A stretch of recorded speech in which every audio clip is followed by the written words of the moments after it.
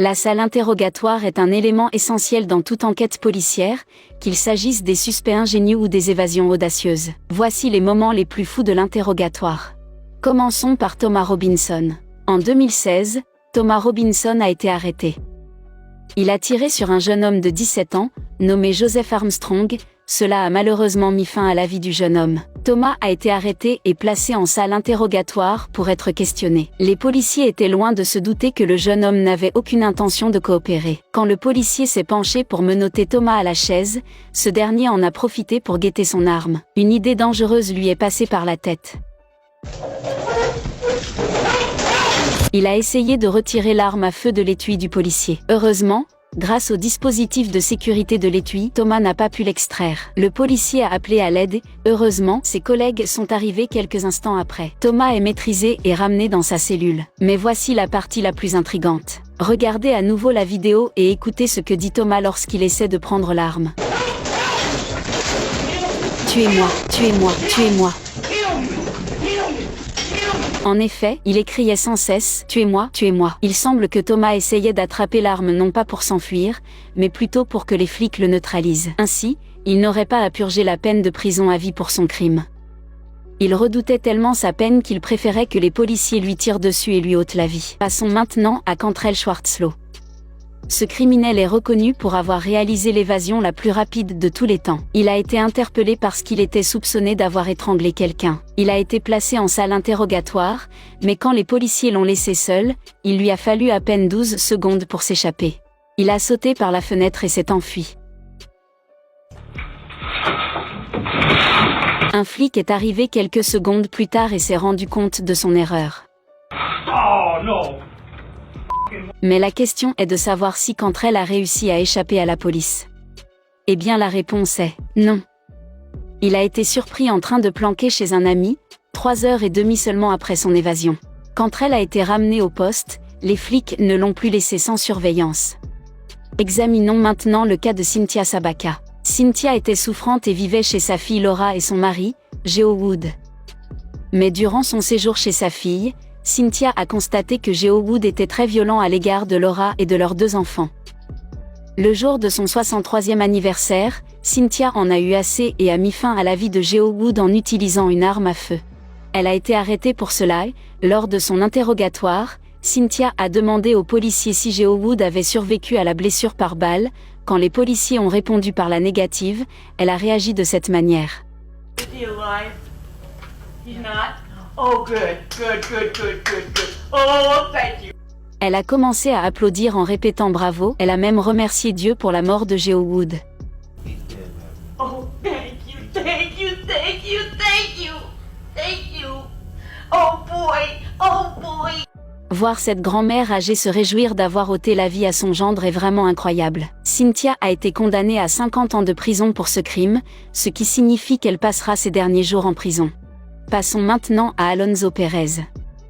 En 2016, cet homme a été arrêté pour avoir mis fin à la vie de 3 personnes. Il savait qu'il devait écoper une peine à perpétuité, alors il a organisé son évasion. La police a commis l'erreur de laisser Alonzo seul dans la salle interrogatoire. Au bout de plusieurs minutes, il a réussi à se libérer des menottes en les pliant et en les faisant claquer sous son poids. Les policiers entrent et sortent de la pièce à plusieurs reprises, mais Alonzo recouvre les menottes pour qu'ils ne les voient pas. Une fois de nouveau seul, il grimpe au plafond, avec les chevilles encore menottées. Il grimpe ensuite par les bouches d'aération et s'échappe de la prison, en volant une camionnette Ford pour s'enfuir. Il y avait une vidéo en direct de ce qui se passait, mais aucun policier ne la regardait à ce moment-là.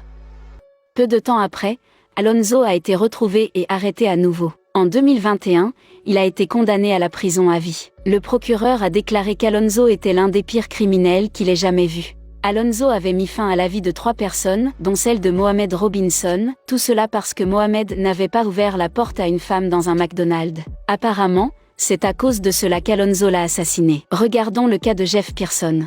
En 2011, un magasin 7-Eleven a été dévalisé. La police a fait des recherches dans la zone et a retrouvé un homme qui s'appelle Jeff Pearson. Jeff était un toxicomane notoire et possédait une arme à feu. Les policiers ont arrêté Jeff et l'ont aussitôt interrogé. La seule chose que les policiers n'avaient pas anticipée, c'est son incroyable intelligence. Jeff a parfaitement répondu à toutes leurs questions et les a incités à lui servir des sodas et des bonbons toute la journée. Jeff sait que les flics n'ont aucune preuve contre lui, alors il se contente de ne rien dire. Il sait qu'il ne peut rester en garde à vue plus de 24 heures, après quoi les flics doivent légalement le relâcher. Les flics lui ont dit qu'il doit les convaincre de son innocence. Vous devez me donner votre version de l'histoire. Je ne l'ai pas fait. D'accord, donnez-moi votre version de l'histoire. Vous devez me convaincre. Ce n'est pas comme ça que fonctionne la loi, et Jeff le sait. Le policier lui ment en disant qu'ils ont plusieurs preuves matérielles. Because I got a lot of evidence. I got a lot of physical evidence. Well, like what? Name Well, I don't need to, why should I tell you that? Mais Jeff ne tombe pas dans le piège. Il reste détendu et dit simplement, comme quoi, Jeff connaît bien ce système et se rend compte que les flics sont en train de désespérer. Jeff regarde attentivement l'horloge de la salle interrogatoire, car il sait qu'au bout de 24 heures, il devra être relâché. Pendant ce temps, il est en proie à de terribles symptômes de crise. Jeff affirme que la seule raison pour laquelle il est venu dans la salle interrogatoire était pour obtenir un soda, et maintenant il veut une barre de chocolat. Halfway know the system, how things work, we halfway don't. Am I right? I have know Yeah. that the only reason I came up here is to get a Coke. Okay. And I got it. But now I want a Butterfinger. But that's not going to happen for a while. Au bout de 24 heures, Jeff a été relâché. Ce cours magistral sur la conduite à tenir en cas d'arrestation a été mis en ligne sur YouTube, par Jeff lui-même. Depuis lors, Jeff a pris sa vie en main. Il ne consomme plus de substances illicites. Il publie également sur YouTube des vidéos sur la musique et sur la stratégie à adopter pour éviter les pièges de la police. Passons maintenant à Jared Murray. Jared Murray était un étudiant de l'Oklahoma. Tout le monde savait qu'il y avait quelque chose qui clochait chez lui. Un jour, Jared a proposé à un autre étudiant, Genaro Sanchez, de l'emmener à Walmart pour $20. Genaro a accepté et Jared est monté dans sa voiture. Pendant le trajet, Jared a sorti une arme à feu et a dit à Genaro de conduire à un autre endroit. À un moment donné, Jared a donné son arme à feu à Genaro pour le rassurer. Mais Jared a sorti une deuxième arme à feu. Il a alors appuyé sur la gâchette et mis fin à la vie de Genaro. Jared a été arrêté par les flics et a été interrogé, où s'est déroulé l'un des interrogatoires les plus effrayants de tous les temps. And how did you murder him? With a gun. I shot him in. Jared a admis ce qu'il avait fait et a déclaré qu'il n'avait rien contre Genaro. Il a été déclaré non coupable pour cause de démence et a été envoyé dans un établissement psychiatrique pour le reste de sa vie. Voyons maintenant ce qu'il en est de Jeremy Cancel. Un jour, Jeremy a vu un étudiant nommé Kevin Prevea. Kevin a proposé à Jeremy de lui vendre un objet. Ils sont ensuite allés à l'appartement de Kevin où ils ont regardé le film Saw. Kevin s'est vite endormi et Jeremy a décidé de lui voler certains objets. Mais Jeremy a eu une autre idée.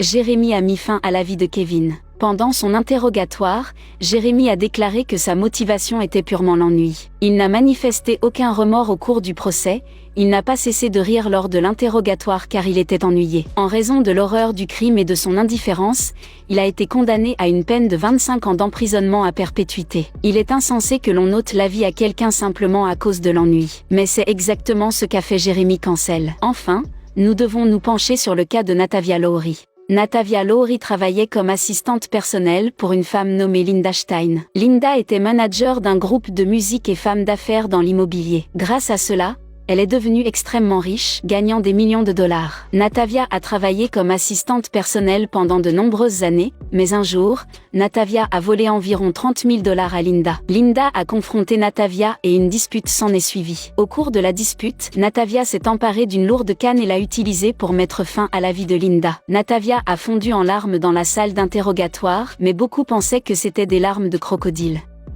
Je l'ai pris et je me suis dit que je devais la frapper avec. Où ça? Ici même. Like here. Le jury a reconnu Natavia coupable. Elle a été condamnée à une peine de 32 ans pour son crime.